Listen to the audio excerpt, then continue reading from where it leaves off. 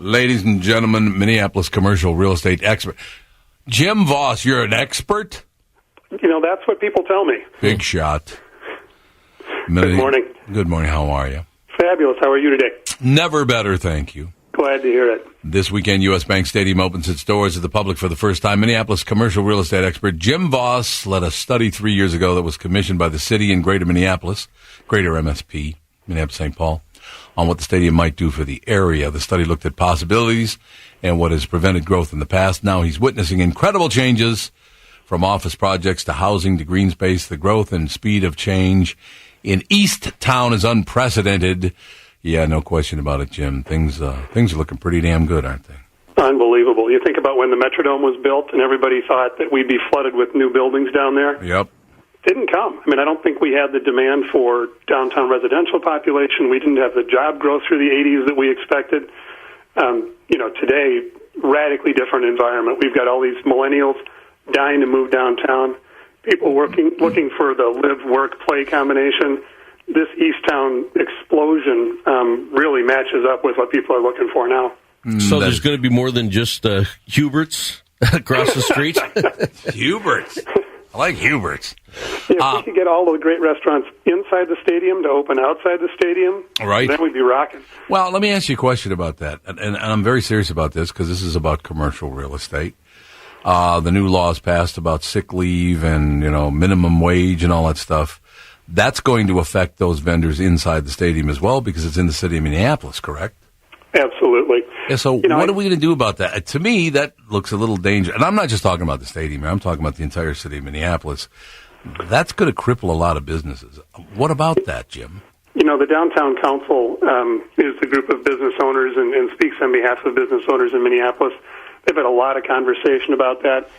And I think the big issue is whether or not Minneapolis is an island in that. In the state, if Minneapolis is the only city that enacts those rules, we've got a competitive disadvantage. We need to take care of workers. I think that the aspirations are good. I just think that the isolation is not. Okay, so what is there any way the voter or I'm just worried, and I'm not trying to drag you into anything here, Jim, but it is but it's part of the commercial real estate. Absolutely. Whether it's restaurants or it's whatever business you're talking about. I just don't see how we can do this and survive. I just don't want to see Minneapolis. I was raised in Minneapolis. North Minneapolis, spent a lot of time in downtown Minneapolis. I love the city, but man, I just don't want it becoming Detroit Part 2. That's all I'm saying. We have a client out in California, manufacturing plant, and they said, Cresa, you guys know that California's got this minimum wage likely to go to $15 an hour. Help us move this business out of California. We don't care where we go. Right. Get us out. I don't want that to happen in Minneapolis either. I love it here. So how can we prevent that? Is there anything we can do as residents? It's talk to your legislators. If you're a city of Minneapolis resident, let folks know what impact this has. If you're an hourly wage worker, state your case. If you're an employer, state your case. Let's be rational. What I think we lack in politics today is people sitting down and working toward agreement. We tend to take positions and yell at the other guy. Here's what I want. If we talk to each other, I think we can make some progress. I think that's wonderful, Jim. Now, on the other side of that coin, I spend a lot of time on my bicycle in the summertime in Minneapolis and St. Paul, but we're talking about Minneapolis today, so I will talk about that. On a bicycle, you will see things in this city that are spectacular that you'd never see just by riding in a car. Going on walks, of course, it'll get it done. It is a beautiful city, just riding around these magnificent bike paths. Absolutely. You and I are both mountain bikers, Tommy. I bike some of the same trails you do. Oh, I love it. God, Worth is an awesome park. And when you look at the parks that we have and the way we connect the lakes, it's amazing. Yep. What's cool is the way those bike trails get people into downtown. We're seeing so many employers ask specifically about how far away is the bike trail. We have one client right now who said, if I don't have bike storage and showers in the building, we're not going to look at that building to move our offices. No, it makes sense. Makes total sense. Well, I will tell you what, after this show, and I would do it, but it never gets quite warm enough in the morning to ride your bike in without the threat of thunderstorms at like 4 o'clock in the morning. So I will drive home from the station. I'll grab my bike. I'll bike downtown to the podcast, which is down on, First Street North. I will then take the LRT out around about a 25-mile bike ride home. I do it every single day I can because it's spectacular. It's wonderful. To ride up and down the river here, God, I mean, what other city gives you that? You go over the Stone Arch Bridge and you see the waterfall and then the churning river beneath you. It's just, I don't know many other places something that gorgeous is right in the middle of a metro area. My wife and I were biking across the Stone Arch Bridge Saturday, looking at the river churning and looking at the number of apartments and office buildings that have been built on both sides of the river, and just thinking back 25 years ago when we first did that bike ride of how different our riverfront has become, our downtown has become. Fabulous change. No question about it. And you know, my family's involved in several things up and down Washington Avenue, and we're very happy to be doing that, and St. Paul as well. I love the city of St. Paul. Clearly, it's just it's a spectacular city. But when you look at what Minnesota has done with Target Field, it is, in my mind, the best baseball stadium in the country. And now U.S. Bank Stadium. I'm the only one that hasn't been invited to go tour it, Jim, but don't worry about my feeling. Tommy, it's media day. You can probably get a pass, and I'll go with you because I haven't been in either. So, I mean, maybe Passol can get us in. Passol hasn't been in either. No. It's media day. Come on. Yeah, well, you know, I'm sure we'll have somebody there. I'm kind of tied up right here for the moment, but if will you give Jeff a permit to leave? If you can't twist somebody's arm, then we're in big trouble. It sounds like you know all of the. Who, me? No. Well, you. Jim does. But Jim does too. Yeah, but they know me. That's the problem on my side. I know them, but they also know me, so that's going to create a problem. But the windows, the design of the stadium, that just the window part of it, the largest. What do they call it? Swing windows, or largest opening windows on Earth. Yeah, what do they call it? Canopy doors? Or canopy door. What are they called? I don't even know. Yeah, canopy doors, I think, is right. I mean, those are just massive. The engineering to build doors like that is just staggering. It was a local engineer that came up with the pivot points and the pistons and everything. Oh, okay. Stinking monstrous. Just huge. Do the bathrooms have a trough? Because it's not a stadium if it's not the trough. Oh, I used to love the trough. Yeah. Oh, God. No, I'm not an expert on the bathrooms, guys. Sorry. I'll tell my trough story since Dave brought it up. I brought my nephews to a Timberwolves game years ago. Sure. And the youngest was probably 4 to 5. And we went to the bathroom. And then it was time for everybody to wash their hands. Oh, yeah. And I turned around, and the youngest one had his hands right in the trough. He thought it was the same as his kindergarten class where you step on the pedal. He saw the shiny metal. That's what you're looking for. But, Jim, I think, like I said, commercial real estate in the Minneapolis, and I want to make it very, very clear. I ride my bike everywhere, whether it's up, Theodore Parkway to Victory Memorial Drive, coming down 2nd Street. I do the grand rounds, Minneapolis for St. Paul, every weekend on Saturday. It's kind of weird, and you might be in the same situation, but it is such a beautiful area. And I'm not just sucking up to the people in Minnesota.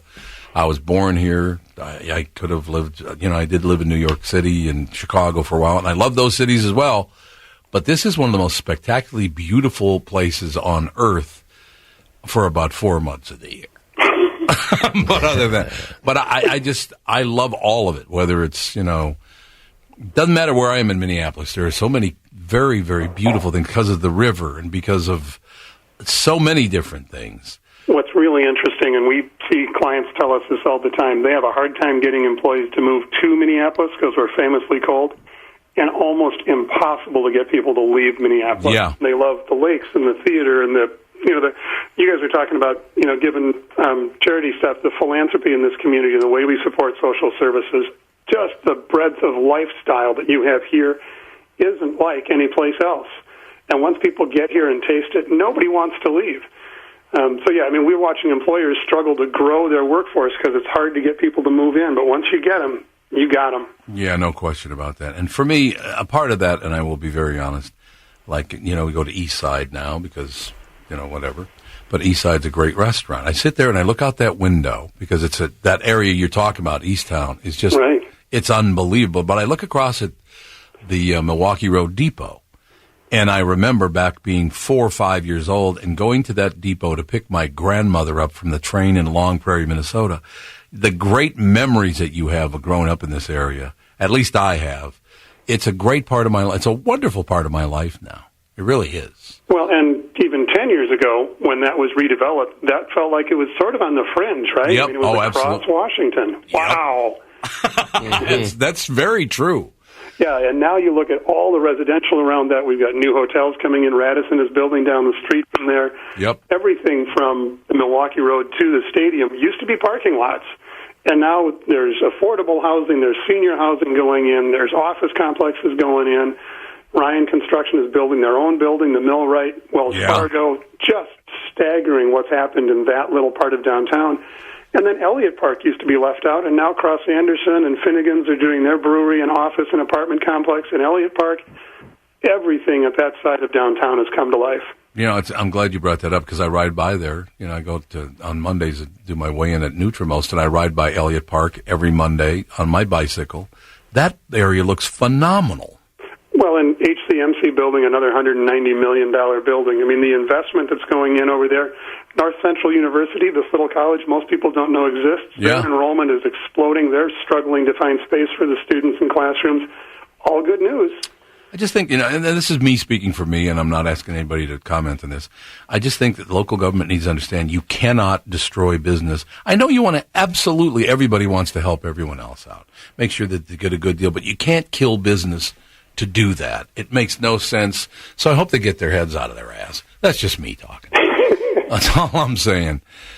So, Jim, I'm the one on the orange Trek, so if you pass me on the bike path, because I'm sure you ride faster than I do, even though I'm a speed D, but...